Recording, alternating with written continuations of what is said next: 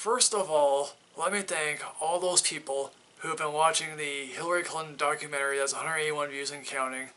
I want to thank everyone who's been watching the viral film. I want to thank everyone who's watching the Suicide Squad film. I want to thank everyone who's watching the recent Woody Allen film. I thank you for all for that. Let's grow the channel even further, folks. We have 56 views and counting. Let's get to 60 here, folks. Thank you all. You're wonderful.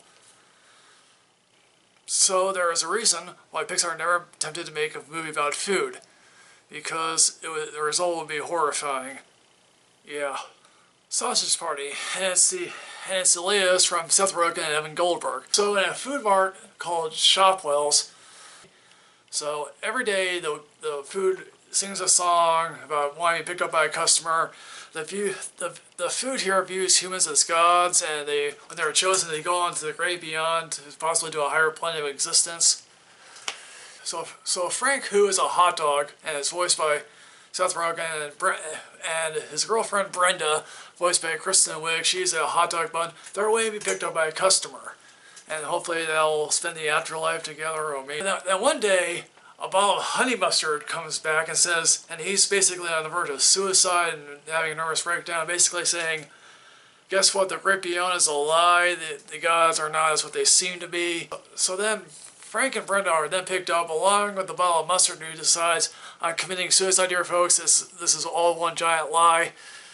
And then So Frank then tries to help the honey mustard, and Brenda also tries to help Frank get the honey mustard out. This all leads to Frank and Brenda, a bagel and a lavash, and a giant douche all getting thrown out of the carts. So this leads to Frank trying to seek out a bottle of liquor named Chief Clearwater. He's voiced by Bill Hader, and hopefully then that the bottle of liquor can easily clear up the truth about their own existence.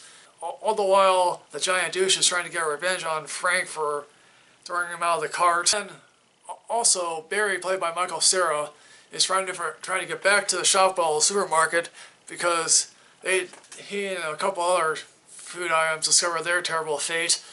And then he tries to get a druggie, played by James Franco, to get them back into Shopwell's here.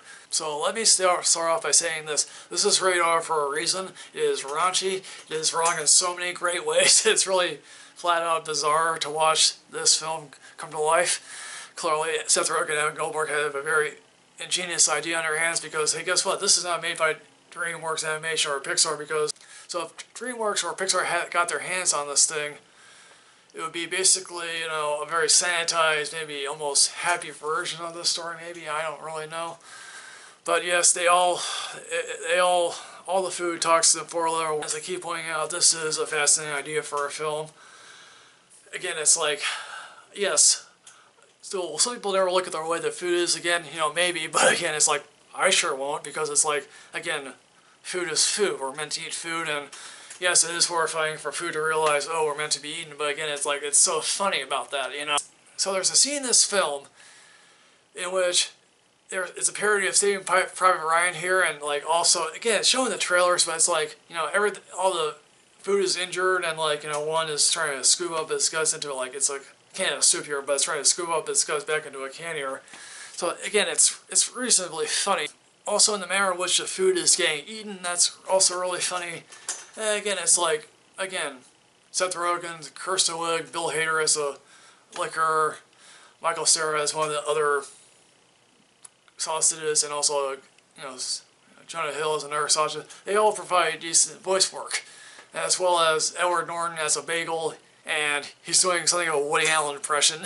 And also, David Krumholtz is a lavash. Again, they do rather decent voice work. As much as I think there are some interesting parts to this film, there are some really bad parts to this. This is what I hate about trailers sometimes, is they show you the best parts of the film, and here, those are the best parts of the film, and when people are being eaten, the Saving Private Ryan scene, the scene in which Peanut Butter is mourning his dead wife, who is Jelly, obviously, because there are some vast stretches where nothing ever happens, and it's just like, okay, like, could we please do something here for it? And it's like, again, it's boring. There's also an opening musical number here, in which the food explain their religious beliefs, I guess, and some people were obviously laughing at the era I was at, but it's like, I didn't find this all at all funny. I think it was dumb and tedious. I want to get on with the film here.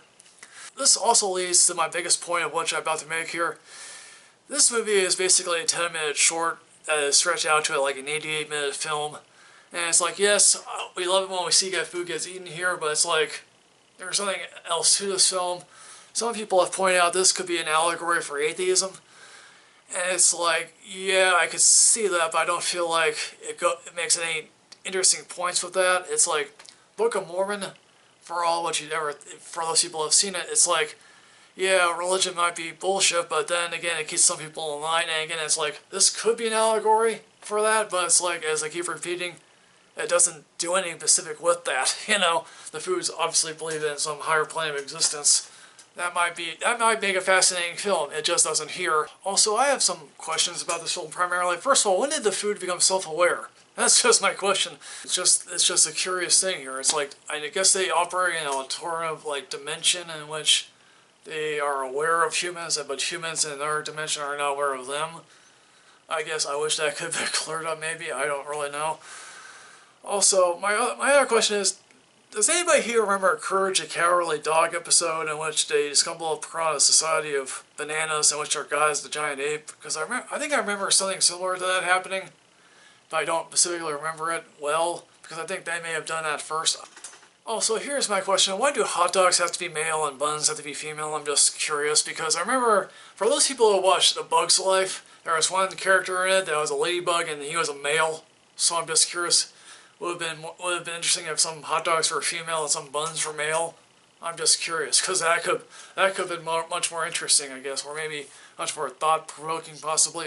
Again, I'm grasping at straws here to talk about stuff. So, folks, in the end, Sausage Party is an interesting idea that unfortunately gets stretched out past its limits into the realm of absurdity sometimes. So, in the end, folks, I'm giving this a rating of only see it when you're drunk. Oh my god, I'm a sausage. Oh my god, I'm going to get eaten. Ah! No, I don't want to be eaten. Ah!